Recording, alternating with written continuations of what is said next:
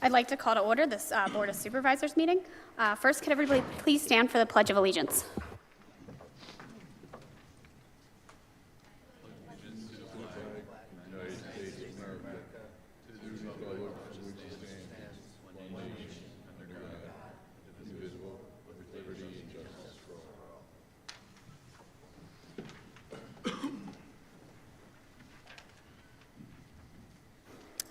Ms. Hannah, can you please call roll? Ms. Payne? Here. Ms. Corporal? Here. Ms. Kane? Here. Mr. Kizak? Here. Also in attendance, Township Manager, Ms. Teely Cools, Township Solicitor, Mr. Esposito, Assistant Township Manager, Mr. Vala, Township Engineer, Mr. Williams, Chief of Police, Joseph Bartorillo, Director of Building and Zoning, Jim Ennis, Director of Parks and Recreation, Paul Capero, Director of Finance, Mega Bondry, Superintendent of Public Works, Eric Gartenmeider. Thank you. Just for an announcement, our next Board of Supervisors meeting is scheduled for Monday, May 15th, 2023 at 7 p.m. Some upcoming events we have: the 11th Annual Sports Block Party on Friday, May 5th. The JV games start at 4:30 at the Middletown Community Park. And our Bucks County Police Memorial Day, which is Monday, May 22nd, at the Middletown Township Memorial Ceremony honoring Detective Christopher Jones, starts at noon here at the Municipal Center. Before I start public comment, I wanted to invite former Governor Schweiker up for some comments. Thank you. I didn't realize I was first up, but thank you for the accommodation, and I'll say thank you for your effort and your leadership on an everyday basis. Just wanted to take just a few minutes to reflect on how 2022 ended.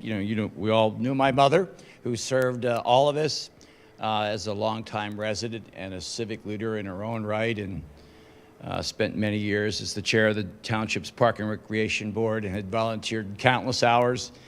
And really to say, we appreciate the fact that your executive staff, led by Stephanie and Chief Bartorillo, took time out of what are busy days just to travel over to the Queen of the Universe Church on Trenton Road, just to say and be supportive and offer real positive remarks about my mother's time and commitment to Middletown. So I wanted to just underscore that. It was just a nice gesture, and we've all gone through it in our lives when we lose a loved one. And it's nice when anyone offers supportive remarks, whether it's a neighbor, executives like yourself, leaders like yourself. And I wanted to add this as you talk about some of the public events that are outdoor events that are coming up, and especially as I had a chance to drive by Middletown's Community Park earlier today. My mom loved all that was put together up there. It's a beautiful facility. I think we can all agree on that.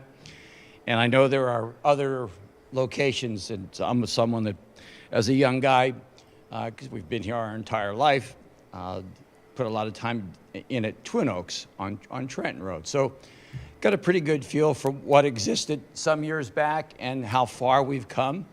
And I want you to know that my mother felt that it was an important pursuit and aspiration for each and every member of the Park and Rec Board, each and every member of the Board of Supervisors at the time, that they do their best to really see to it that they were properly resourced. She felt she was an advocate for our residents, for our neighbors.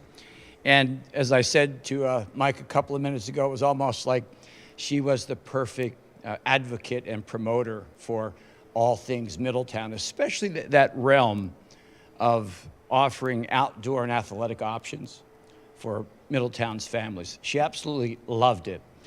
And I mention and share that reflection and the drive-by community park because if you kind of bring the entrance to mind, there is a cute gazebo there. And there's a small plaque that acknowledges my mother's time as both a volunteer member and the chair. And we had a chance to, when she was not failing yet, but beginning to slow. And we took a walk through that park, just much like it was tonight. I don't think it was a May evening. It was probably probably a September evening.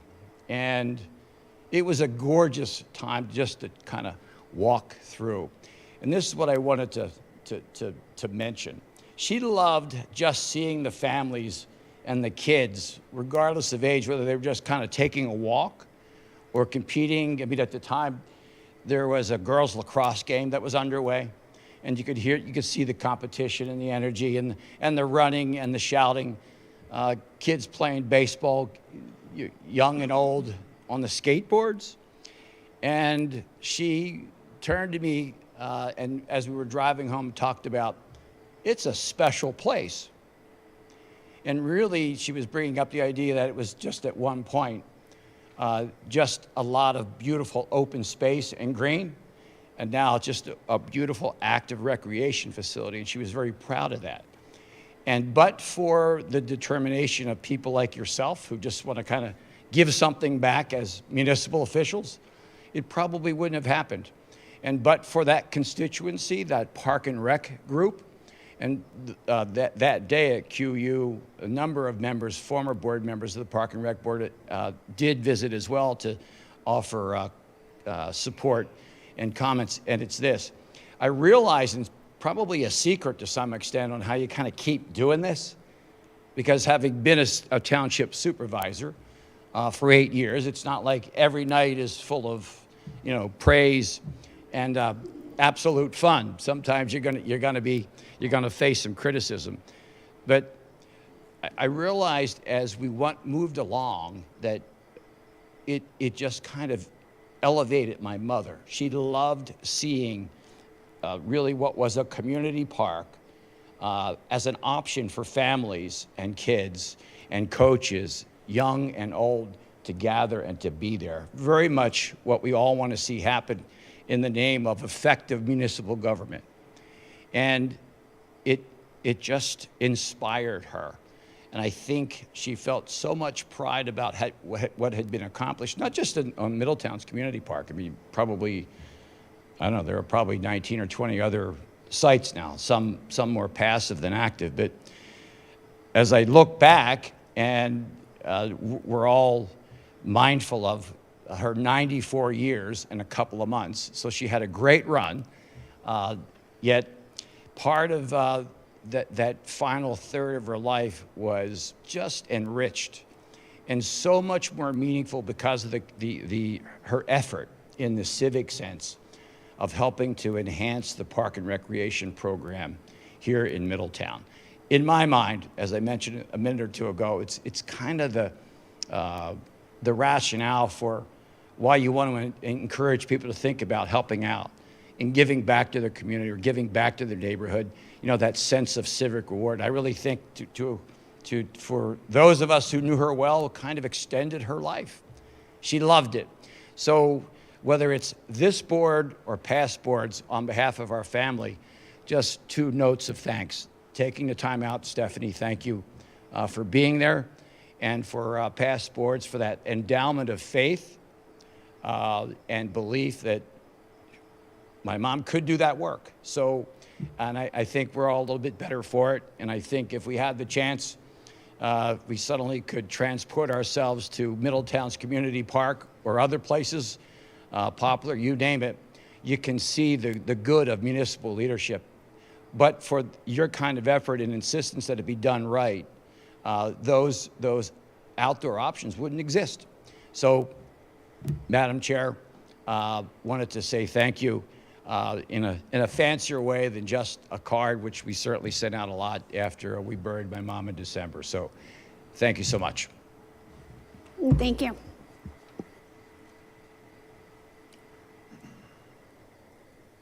So now I will go to actual public comment. If there's any public comment, please come up to the podium, state your name and address for the record.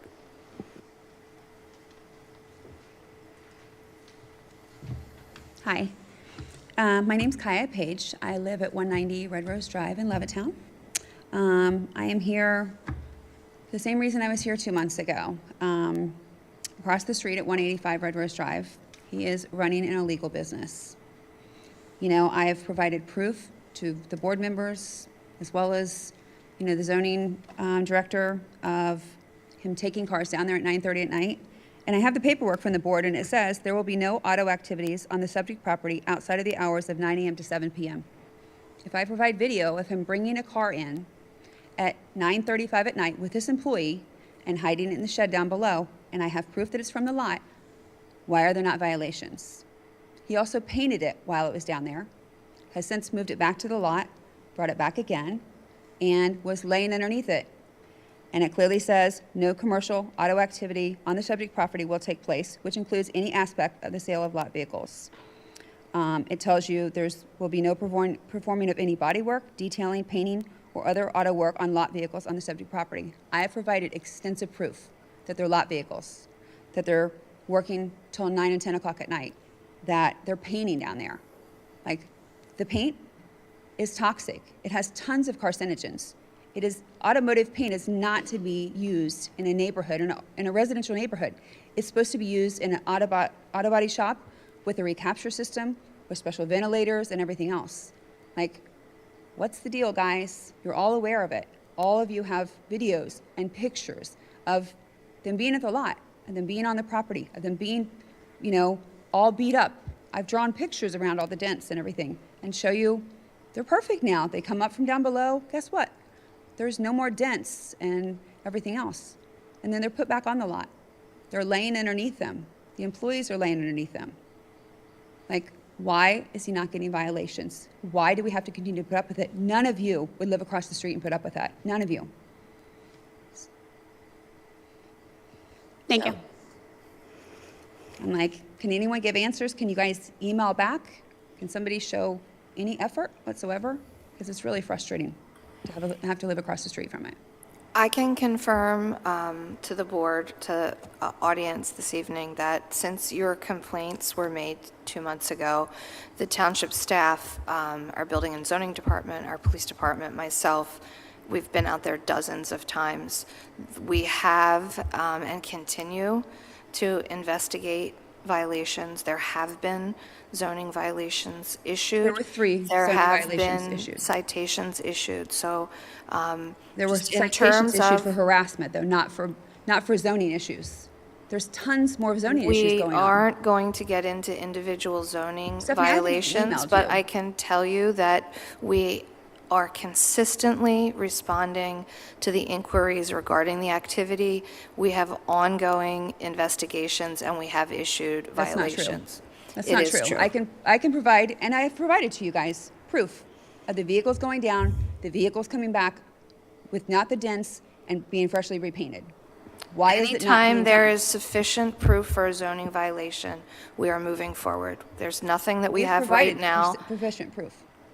We have it does coming not in at 9:35 constitute at night, all enough. banged up, and we have it coming up the hill with no dents and a fresh coat of paint. How is that not consistent or proficient proof? Just because it's not coming in on a flatbed doesn't mean it's not a lot vehicle. I've shown you proof of that. I've shown you proof of it coming in all mangled, and I've shown proof of it coming back up the hill freshly painted. Not just one vehicle, at least 2 in the last month. But nothing is done. Like, he's going to continue unless things are done.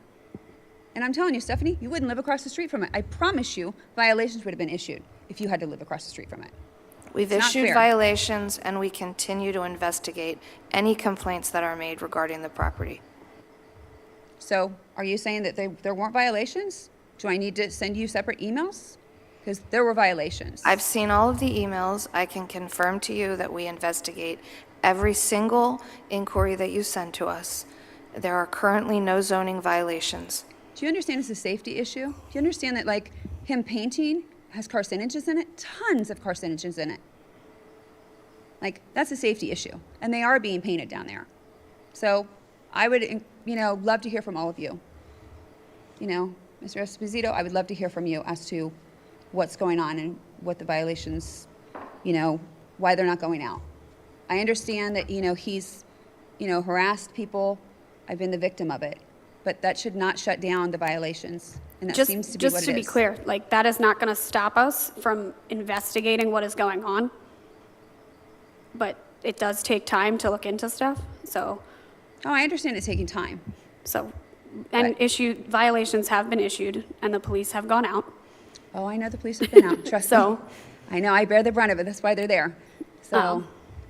but I'm like, I just would like him to be violated for the things that the zoning hearing board set these. You know, they gave him conditions, and there's no reason. Like, tell me why when he brings a lot vehicle in with his employee at 9:35 at night. That's not a violation. It clearly says there will be no auto activities on the subject property outside of the hours of 9 a.m. to 7 p.m. That's a violation. It's very clear. The vehicle came from the lot. Like, I don't know how much more clear that could be. Like, why did the zoning hearing board give him conditions if you guys aren't going to follow, make them follow them? It's really frustrating. So, and that's his new MO is let's sneak vehicles in at night, He's now driving across the front of his property, and you all have, you have videos of it. It's ridiculous. I know that they are being looked into. What you have sent is being looked into. All right, thank you. You're welcome. Any other public comment on non-agenda items? Seeing none, I will move on to the consent agenda. I will accept a motion for approval of the consent agenda item as stated. I'll move to approve all consent agenda items as stated. Is there a second? Second. There's been a motion and a second. All those in favor, please say aye. Aye. Opposed? Seeing none, motion carries 5-0. Next, there's a consideration of 706 Sunflower Avenue, minor subdivision land development. Is there anyone here? Oh, here you go. Come on up. How you doing? My name is Larry Byrne. I'm an engineer that prepared the plan for New Horizon Property Management. I have a board, but you also have the plan on your video screen there. It's basically a very simple minor subdivision. There's an existing house on the property located on Sunflower Avenue in the Parkland area of the township. And the plan is just to provide a minor subdivision and construct one new house and then rehab and fix the existing house, which is in very poor condition. So I have my laser, you can pretty see here. Doesn't always work on the screen. But the upper one, that's the existing house that's going to be rehabbed, and the one on the lower is the proposed house that's going to be constructed. We received several review letters from the township engineer, township traffic engineer, and we'll comply with all the comments in the consultant's review letters. So I'd like to answer any questions you may have. Other than that, we just want to receive the approval for the plan. Thank you. Are there any board questions? There's a waiver requested for sidewalks, correct? But there's no sidewalks currently in that area? Correct. Yeah, there's no sidewalk anywhere along Sunflower. This is at the dead end portion of Sunflower. It's right up the street from Sunflower Park and Poplars. So there's, I guess it would be, I don't know if it's technically a waiver, but we're not proposing any sidewalks. And I understand there's a fee in lieu of that, so we would comply with that. Thank you. Mr. Kizak, that was discussed at length at the Planning Commission meeting, about how the township does want to have sidewalks, but because of the neighborhood, that there are no other sidewalks, it wouldn't make sense to have them in at all. And they did agree to pay a fee in lieu of sidewalk. Thank you. Are there any other board questions? Any questions from the public? Seeing none, I would accept a motion. I'll move to grant approval for the 706 Sunflower Avenue minor subdivision and land development S/LD number 23-1 with the following conditions. Applicant shall comply in full with all requirements of the Middletown Township subdivision and land development ordinance and the Middletown Township zoning ordinance unless relief is granted by the body having jurisdiction. 2, all comments still outstanding in review letters shall be fully addressed for plans to be considered final. And finally, applicant to provide a fee in lieu for the placement of a sidewalk along the property frontage in an amount as determined by the township engineer and to be included in the land development agreement. There's been a motion. Is there a second? I'll second. There's been a motion and a second. Are there any board questions? Any questions from the public? Seeing none, all those in favor, please say aye. Aye. Aye. Opposed? None. Motion carries 5-0. Thank you. Thank you very much. Next is consideration for 1501 East Lincoln Highway, major subdivision land development. Is there, oh, there you go. Thank you. Thank you. Good evening. Mike McGinnis from Begley Carlin, here on behalf of the applicant, Waterstone Properties. Waterstone Properties is the equitable owner of a portion of 1501 East Lincoln Highway. The tax parcel is 22-47-11-002, and it's zoned C commercial.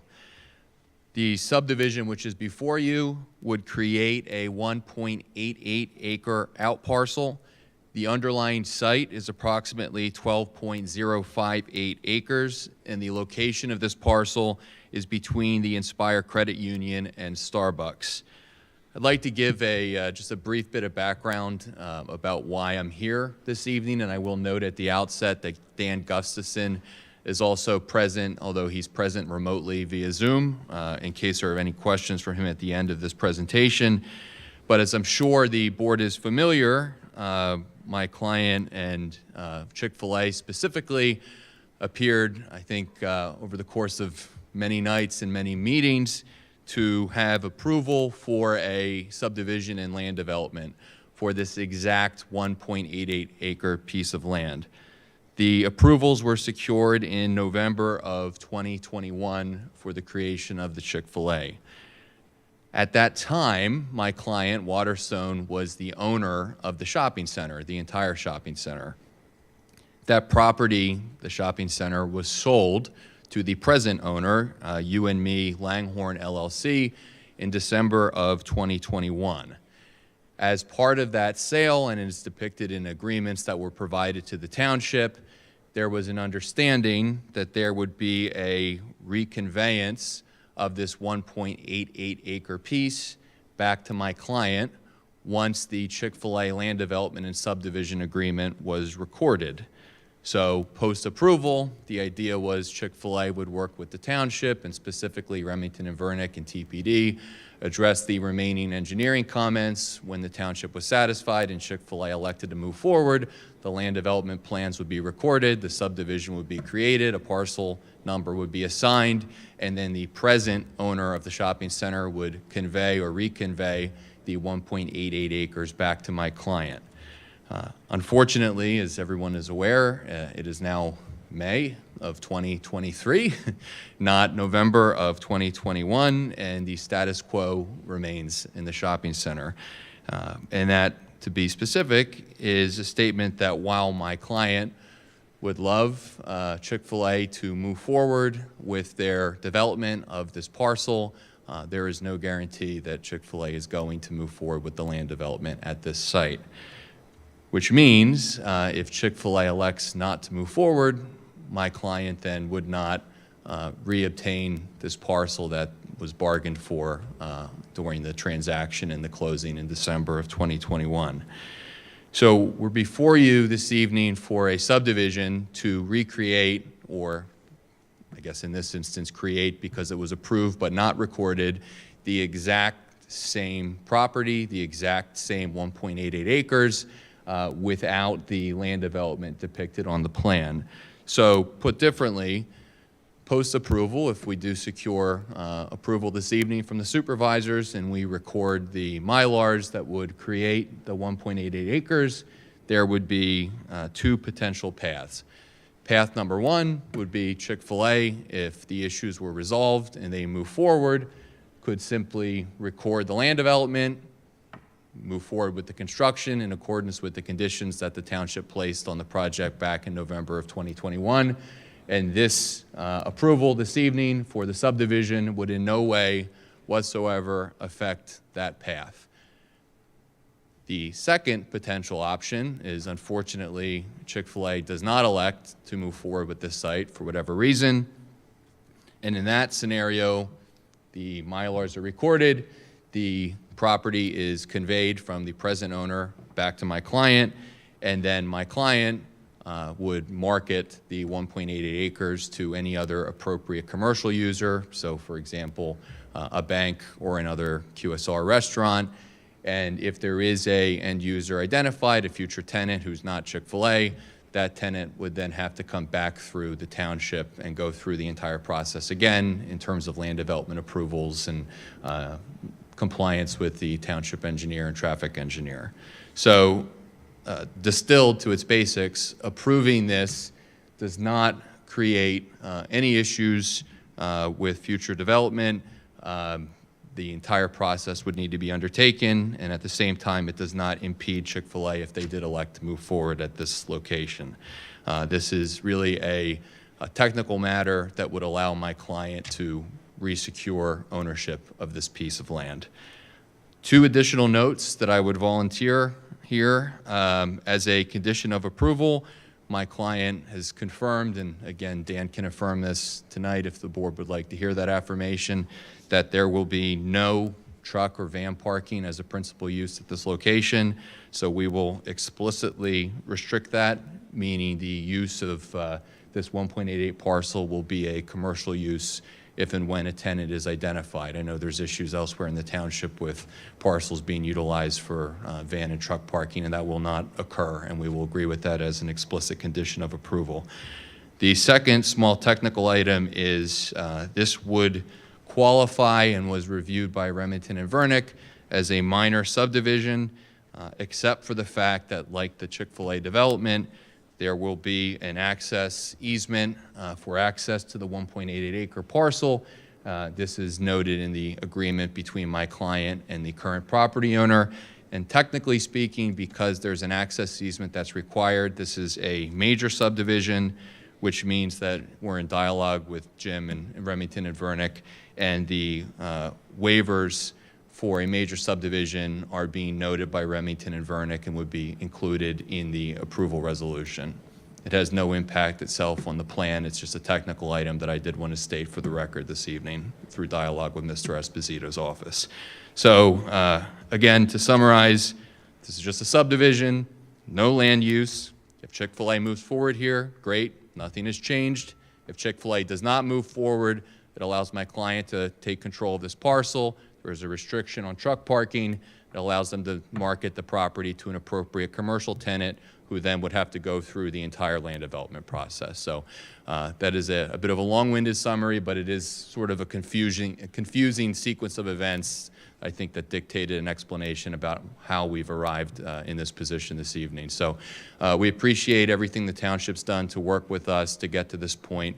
And as I indicated at the outset, Dan is with us if there's any questions that the board would have for Mr. Gustafson. Thank you. Are there any board questions? Does anybody have any questions?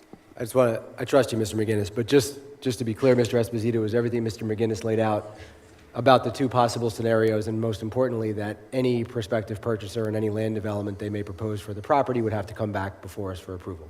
Yes, that is true. And as one of the conditions that he mentioned was the van and truck parking. Mr. Ennis and myself looked through the zoning ordinance, and that was the only one that we could think of that might not have required land development. So that's why we asked for them to put that condition on there. Thank you. And actually, I should state, one of the questions that came up at the Planning Commission was, I don't remember if it was a Planning Commission member raised, well, commercial uses have trucks. So we said, I think the note was not as a principal use at the site. We all know what we're referring to. Absolutely. Any other board questions? Seeing none, I'll accept a motion. I'll move to grant approval for major subdivision plan for Waterstone Properties S/LD number 23-2 with the following conditions. Applicants shall comply in full with all requirements of the Middletown Township Subdivision and Land Development Ordinance and the Middletown Township Zoning Ordinance unless relief is granted by the body having jurisdiction, and all comments still outstanding in review letters shall be fully addressed for plans to be considered final. There's been a motion. Is there a second? I'll second. There's been a motion and a second. Before we move on, any board questions? Just one question. Do I need to include anything about the restriction on truck parking in the motion, or is that covered? I would actually want you to include that. All right, so I will amend the motion that I made to include a third condition, which is that there shall be a restriction on truck parking as a primary use of the parcel. Is that good? Yes. Okay. So same motion, but as amended with that additional condition. I'll second. There's been a new motion and a second. Are there any other board questions? Any questions from the public? Seeing none, all those in favor, please say aye. Aye. Opposed? Motion carries 5-0. Thank you. Thank you very much. Have a good night. Thank you. Ms. Bendari, I believe you are next with a 2023 financial report.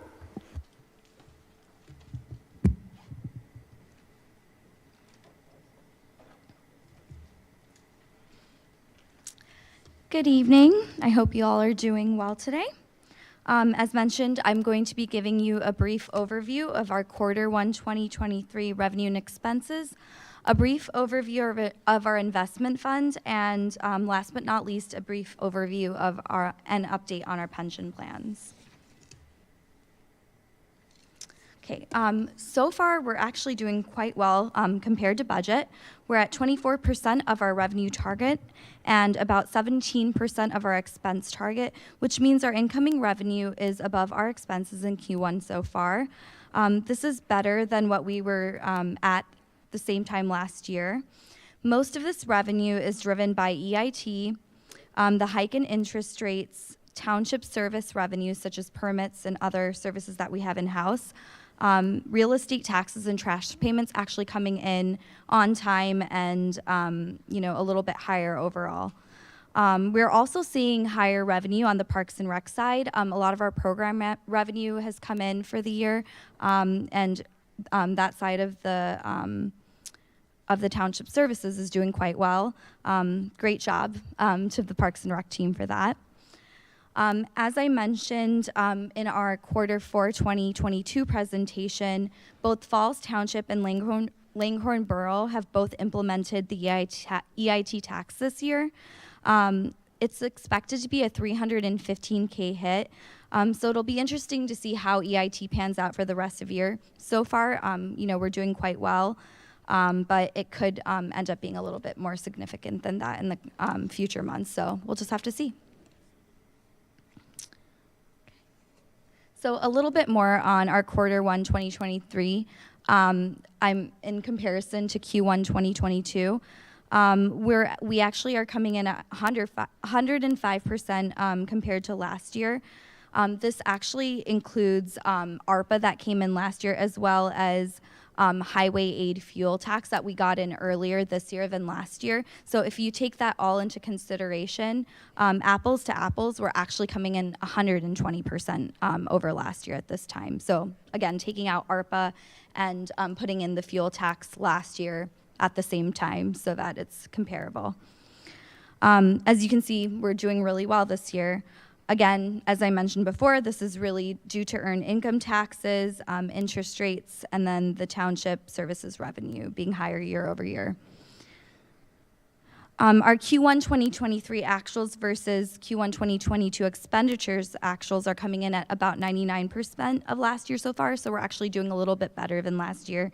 And it's just gonna, continue to grow as we go through the year. In the next few slides, I'll go into more detail about our revenue expenses for Q1 versus our budget, and elaborating specifically on our general fund and our capital fund. Our general fund, as you all should know by now, is our operating fund for day-to-day revenues and expenditures, so it's our focus during the yearly budgeting and planning process. We're currently coming in at 18% of our revenue and at 20% of our expenses, which is right on target so far. Expenses are a bit higher than revenues right now, but that's typical for this time of year. A lot of our revenue comes in Q2 and Q3, so you'll see that shift, as the quarters go on. Revenue in Q1 2023 vs Q1 2022 is coming in at 103% when you take out ARPA. Again, last year includes ARPA coming in. This year, it's not a repeat. The higher revenue is also, as I mentioned, is coming in from the real estate taxes, which is currently $350K higher than last year, and the EIT, which is $29K better than last year at this time. Expenditures are about 1% higher than last year at this time, which is typical.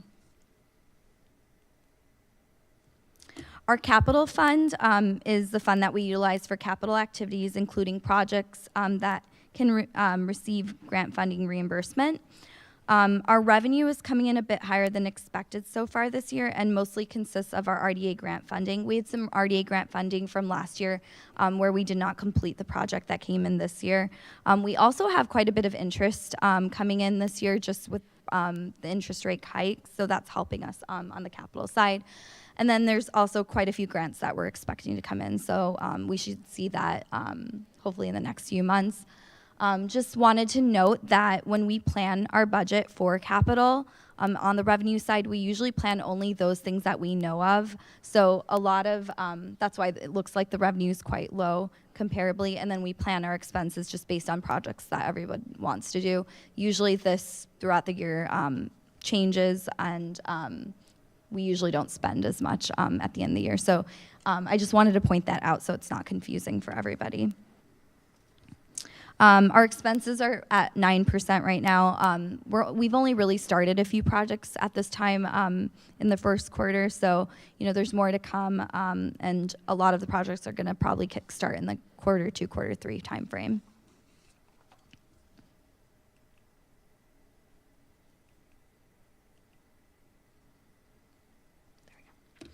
Okay, our investment fund is a fund that accounts for funds invested from the sale of Middletown Township's water and sewer.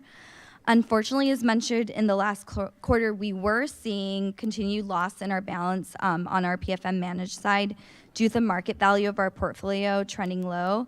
But since then, in the last 2 quarters, things have gotten better. Market value has gone up. Interest rates are helping. We're seeing a big pickup on that end and less losses and more gains. Our maturities, as maturities occur, PFN moves the cash to the money market, and if there's no good investments, that they keep it as a holding spot. So no matter what, we're usually gaining whatever the federal rate is. Right now, that's 5%. On the Univest money market side, as you can see, we're earning about 4.9%, 9.4% in quarter 1, but that has since gone up to 5% as well.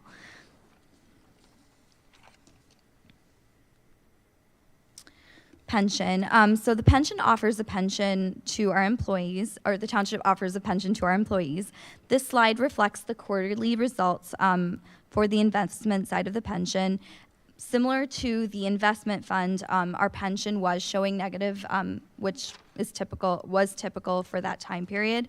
But the last 2 quarters, we're finally seeing some positive gains from the interest earnings.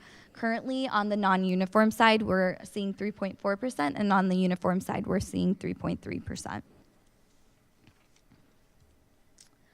That wraps up our quarter 1 2023 financials and pension update. Before I conclude, are there any questions?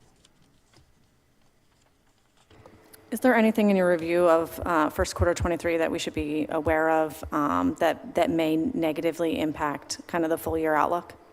I mean, at this point, the only thing is the EIT. We just have to continue to watch that. Otherwise, I mean, everything is coming in as expected, if not better at this time. As I mentioned, EIT is, the planned loss on that end is about $315K, and that comes directly from Keystone. But with salary and wages going up, which is what we've been seeing the trend being, we're not seeing as much of an impact so far. So hopefully we'll continue to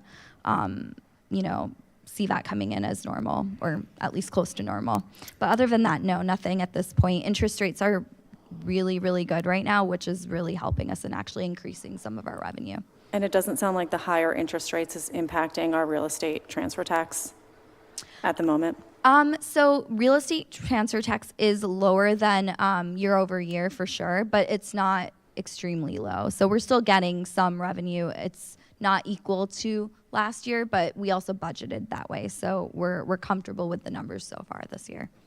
And last year was an unnaturally high Correct. year for transfers. Correct. So I think we adjusted the budget accordingly, and we're tracking as expected. Exactly.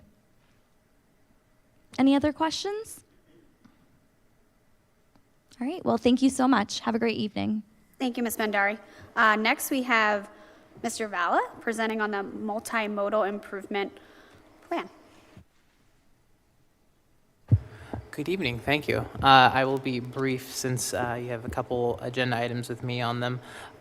So first, as the community, the board is certainly aware, and the community is probably aware by now, the township is undergoing development of a multimodal improvement plan. And basically, in layman's terms, we're calling that kind of like a walkability, bikeability, and access to public transportation plan. So right now, we're going through the public engagement phase, and so we wanted to provide both the board and the community with an update and some direction on how they can go about doing that. So we've created on the Middletown Township website, if you go to middletownbucks.org/multimodal, and it spells just like it sounds, you'll get to see this page, which I have here shown on my screen. And there's two resources that we're directing residents to. First of all is an online survey, a community survey. It's a brief question answer. It prompts residents to give some feedback about general concerns they have. Do they feel safe walking in town? What are some things that they might want to see done differently in order to make them feel like they could traverse town using a non-single occupancy vehicle? And what I wanted to show residents tonight, if I can get this out of the way. There we go.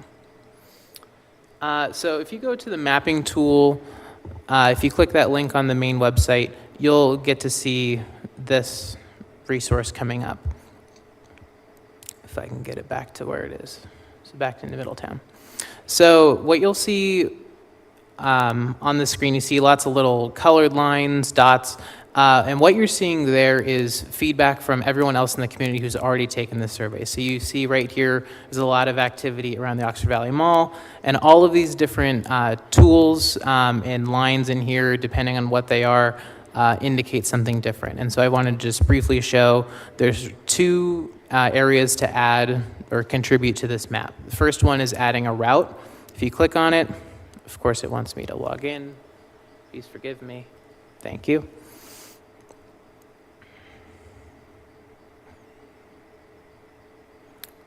So again, if you hit add a route, you're going to see 4 different options: barriers, desired bike routes, desired sidewalk, desired trail. If you click on any of them, let's just go with the sidewalk, for example, you can basically zoom in anywhere into town. This one here on Trenton Road, this is someone who actually went in and already proposed a sidewalk for us. And so all you have to do is just click and drag, and then when you're done making that recommendation, you can hit done drawing. If you have a comment to add to that, usually these things are pretty self-explanatory, but if there's anything you'd like to share, you can do that and just simply hit submit. Adding a point works exactly the same way. You click on it, you have a number of options. It can be a general comment. It can be saying, hey, this is a barrier to connectivity or a challenging area.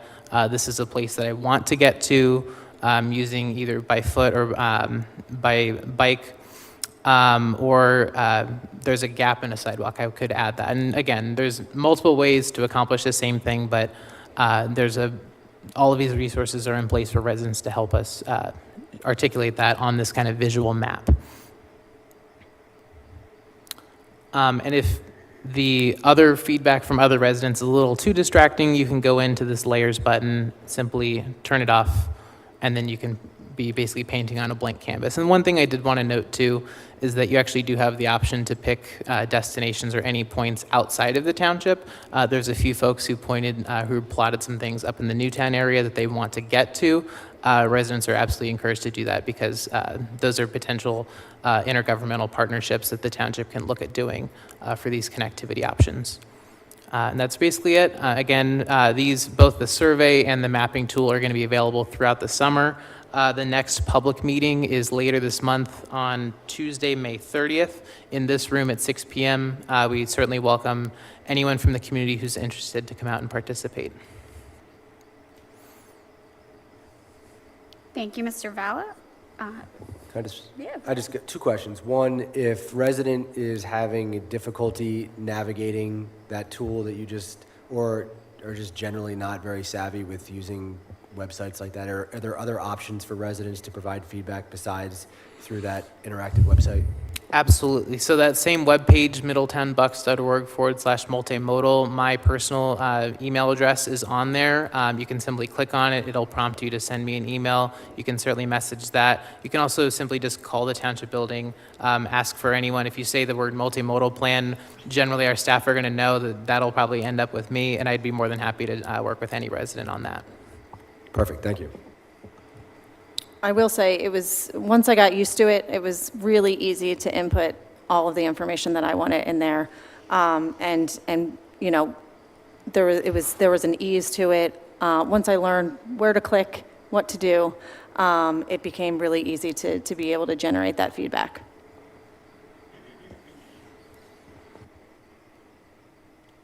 Thank you. Okay, so actually, Mr. Vala, again, a grant update.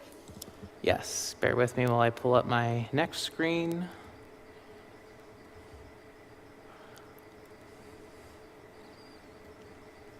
Okay.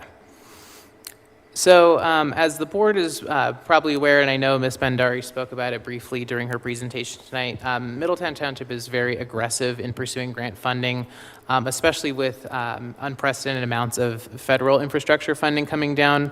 Middletown Township remains to be poised to pursue those funding opportunities as aggressively as possible to not only tackle our priority projects on our capital improvement plan, but also to secure funding for some additional projects that would be a great benefit to the community. So tonight, this presentation is broken up into 4 different categories. We have awarded grants, grant-funded projects that are currently underway, grants that we've submitted and we're waiting to hear back on from the awarding agencies. And then finally, probably the most important part is grant applications we're considering moving forward. And if there are any questions as I go along, please feel free to interrupt me and I'd be more than happy to weigh in. So the first category is awarded grants. Again, these are newly awarded grants just since the beginning of the calendar year. We have 5 exciting ones to share, adding up to nearly $1 million. The first one is the biggest. We earned $500,000 to improve Forsythia Crossing Park. We earned $220,000 to do, again, more ADA curb ramps in Cobalt Ridge. We earned a grant for some new dash cams, as well as 2 different grants, both a federal and a state grant for some turnout gear and breathing apparatus for our fire team. Grant-funded projects currently underway. Some of these grants the township has had for several months, or in some cases up to a year. And these projects, many of them will seem familiar from the capital improvement plan. First one is the level 3 electric vehicle charging station project planned for here at the Municipal Center. We are expecting in one of the next couple of meetings to have an update for the board, more specifically on that project. The next one is the Section 902 recycling grant from the Pennsylvania Department of Environmental Protection. Just at the last meeting, we heard about the successful interest from the community, and even to the point of needing to offer additional bins. We just distributed the first about 550 this past weekend, and so we've had a lot of very excited residents, and so that is, again, thanks to some grant funding. I know I mentioned ADA curb ramps on the last section of the presentation. We are finishing up, the board tonight just closed out the contract with the existing curb ramp contractor. Late last year, we were awarded a grant for body cams for our police department. And finally, we just last month closed on adding 2 acres to Firefighters Park with a Pico Green Regions grant. A couple more, we were awarded a grant to develop a Parks Trails Master Plan. What I just talked about a moment ago, our multimodal improvement plan, again, that is a 100% grant-funded project by the Delaware Valley Regional Planning Commission. And finally, one of the largest and most consistent sources of grant funding here locally is from the Bucks County Redevelopment Authority, and we currently have 3 active grants that were awarded late last year by the RDA. Grants we've applied for, again, these applications have been sent off to the various agencies, and we're waiting to hear responses. Some we could hear any day, any week now, and some could be several months out. First one is by far the biggest one you're going to see on here. It's from the FEMA SAFER program. This program primarily, at least on the career side, focuses on hiring additional firefighter personnel. The township is very well positioned for this grant. We were very aggressive in pursuing it. And if we are awarded for our full request, this would hire 5 additional full-time firefighters for 3 years, 100% covered.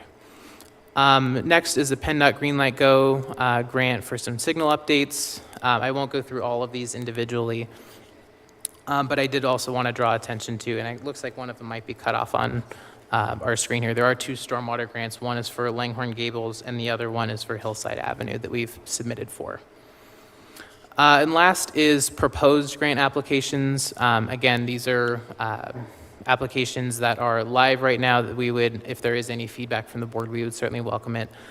First one actually closes later this week, is a COPS hiring grant. We are recommending hiring one, or seeking funding to hire 1 additional police officer for 3 years.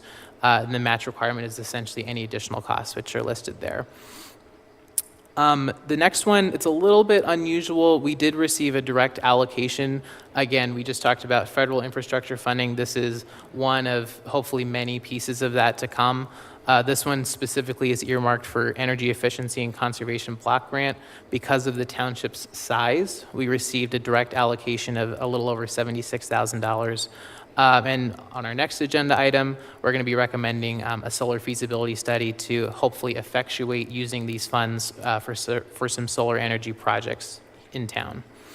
The last one is a FEMA hazard mitigation grant for acquiring a property in a floodplain. Next one, a couple of DCED grants, 2 of which, the first 2, there were resolutions authorized under consent agenda tonight. Some for stormwater improvements along Reitz Avenue, a pedestrian bridge over Queen Anne Creek in Quincy Hollow, Cobalt Ridge neighborhoods, and another stormwater project that we're awaiting a project to identify for that, but you'll see the resolution at the next meeting for that. Next, these ones are a little bit further out, but we just wanted to bring them to your attention as they are open applications, and we are actively working as a team on some recommendations. One is from DCD's Multimodal Transportation Fund. I did want to quickly draw attention to the middle one, PennDOT, the Automated Red Light Enforcement Grant. I just want to clarify, this is not a grant to implement red light enforcement programs. This is a grant program that exists from the revenue of red light enforcement cameras that are already out there. So ones in Philadelphia, there's a couple in Montgomery County. The revenue that those generate funds this grant program. So this is not a grant to get red light cams. Just to make that extremely clear. And so we're identifying some pedestrian improvements along New Falls and Woodburn Road with that one. And the last one is a pretty significant grant. We put in for it in the past, and we've received some positive feedback, and we're hoping to polish up our application and pursue some pedestrian improvements along Woodburn Road between the mall and Woodburn Station. So just a quick summary. I apologize for the formatting of the slide here, but I just wanted to kind of give you an overall view of what we're talking about, the magnitude of all of these grants. There's over 30 that I just mentioned in very brief passing. In total, we're looking at a total community investment of $8.5 million. About 3/4 of that is coming from non-Middletown Township sources. Sometimes we do have to front some local share to help get us across the finish line with those projects. Sometimes that's a requirement. But again, grants help us to really stretch the local dollar to pull off some pretty significant and in many cases necessary improvements. And again, the grants, everything you saw here is a reflection of the efforts of our entire team. There's pretty much not a single department that's not in some way, shape, or form involved in effectuating the projects and the applications you see here. I'd be happy to take any questions. I just wanted to take a moment to thank you. All of the work that you and the staff do to generate this grant money is a huge deal for taxpayers. So really, we wouldn't be able to do a lot of the capital improvements that we are able to do without this grant funding. So I just appreciate everything that the township does, and thank you guys for putting all the effort into it. I agree, Ms. Kane. And one of the things that's always impressed me as long as I've been here is how every department is so aggressive in searching out and applying for these grants, because it really is a tremendous benefit to the community. Thank you. If I could just add one quick thing, just to follow up. It's one of the reasons why doing the multimodal plan, by doing our capital planning, it's why that is so important, because with all of this grant funding coming down the road, the fact that we have projects that are already that we can pull off the shelf to apply for, it's really critical. So, and great job to Nick on the presentation. It's pretty impressive when you see it all together. You guys get to see bits and pieces of it.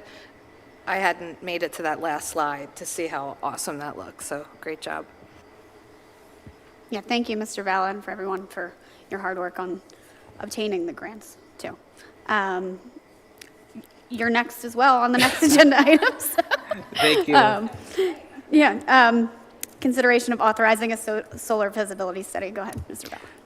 Thank you. And I promise this is the last time you'll hear from me tonight. So just as Ms. Tealy-Cools teed up for me without me even asking, doing a lot of the planning and studies really helps us effectuate pursuing these dollars.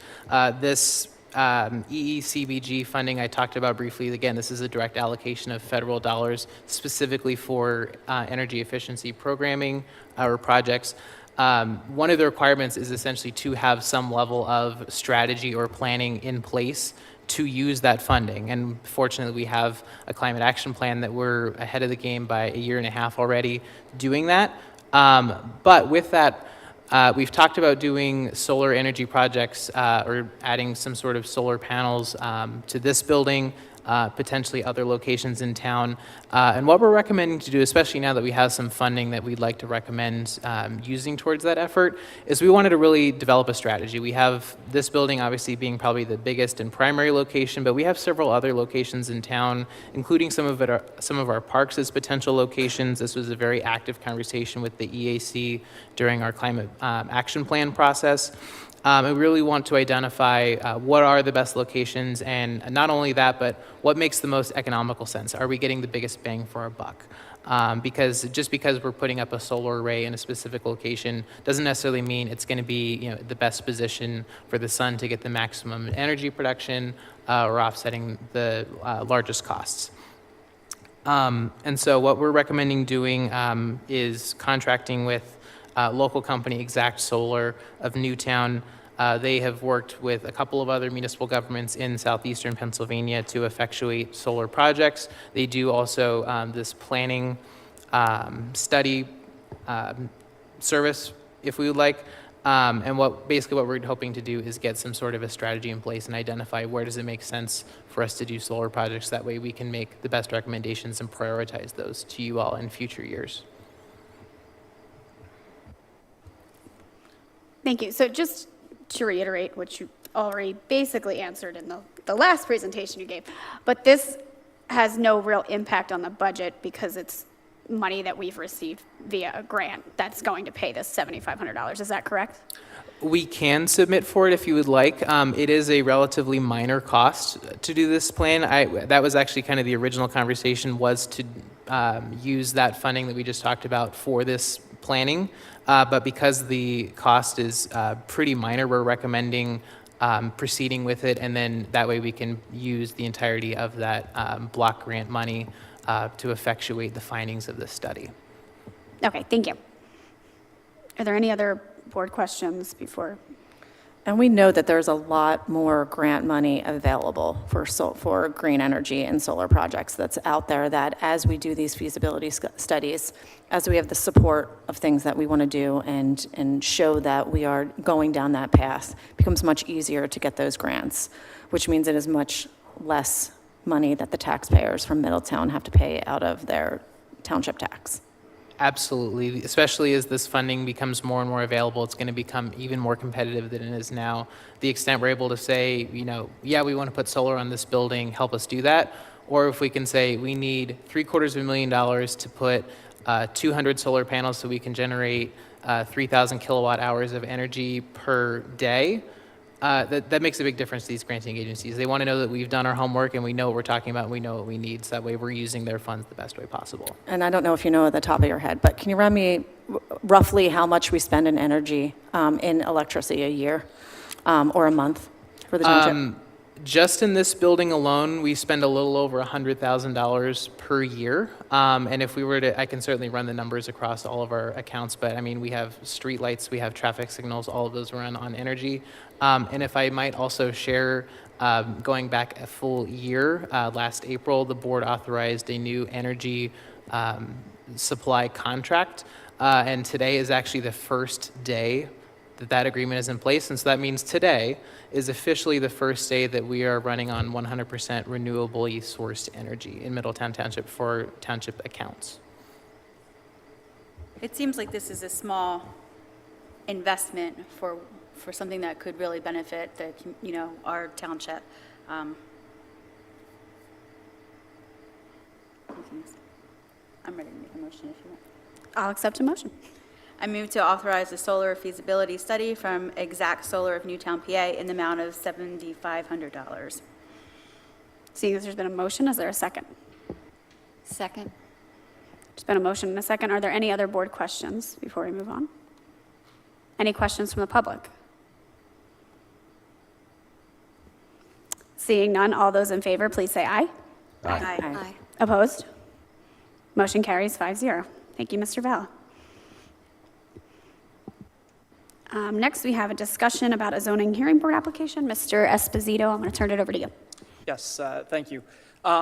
Through a recent zoning hearing board application, it's our understanding that a Manhattan bagel store is going to be taking over the former Einstein bagel store in the Summit Square Shopping Center, and that Manhattan Bagel wants to put in a drive-through, and in order to put in the drive-through, they need to get a variance from the zoning hearing board. So they've made an application for the drive-through variance and have also requested 2 other variances with this application. One to be to increase the impervious surface coverage at the shopping center from 80.48% to 80.9%, so that's a little bit of a minor increase. The other variance is to permit 611 parking spaces where 632 parking spaces are required. It's already currently lower than what is the requirement. The shopping center currently has 618 parking spaces, so they want to decrease it by 7 parking spaces. They need to decrease those parking spaces to put in the drive-through. I've discussed this application with the Director of Building and Zoning, and we're concerned with the flow of traffic and disturbance that the drive-through would cause at this busy shopping center. The drive-through is proposed to be constructed between the existing building and the access road that fronts the bypass.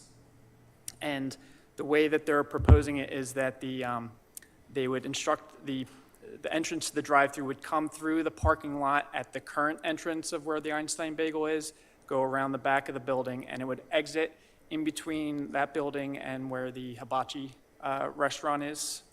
And there's also a bypass lane, so 2 lanes that would go behind the building.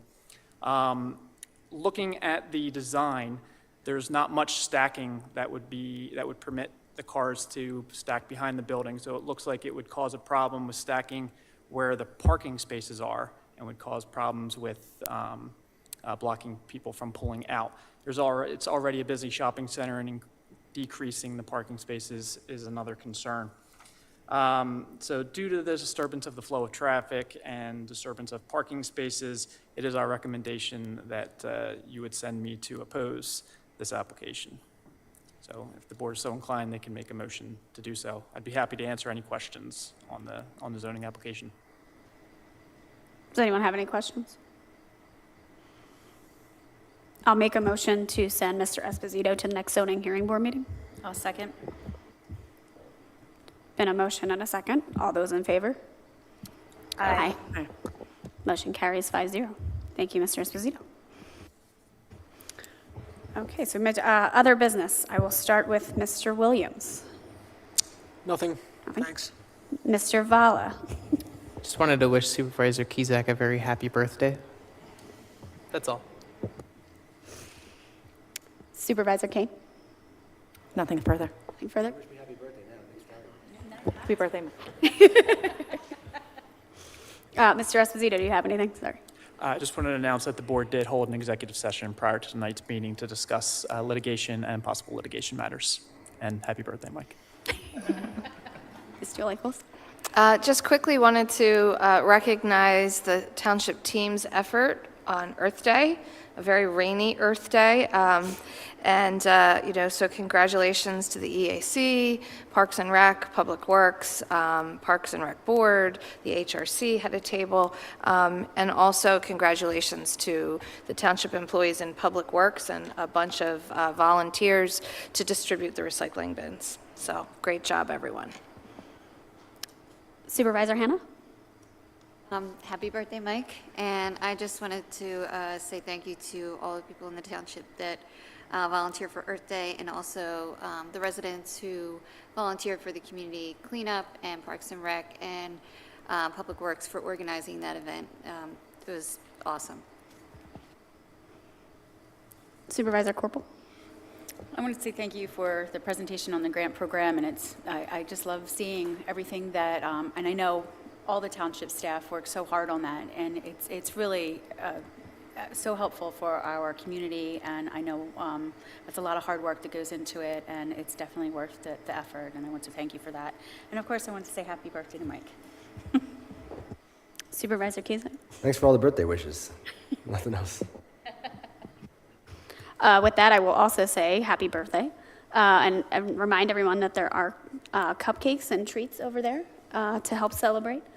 And I just wanted to say thank you to everyone who came out for Earth Day. I did receive some calls over the weekend about how wonderful it was and how great the distribution for the recycling bins were. So DPW, Parks and Rec, everybody who worked really hard to make that happen and make that event work and work out smoothly is greatly appreciated. And that is all I have. So with that, I would accept a motion to adjourn. Motion. Is there a second? Second? Been a motion and a second. All those in favor? Aye. Aye. Motion, meeting adjourned.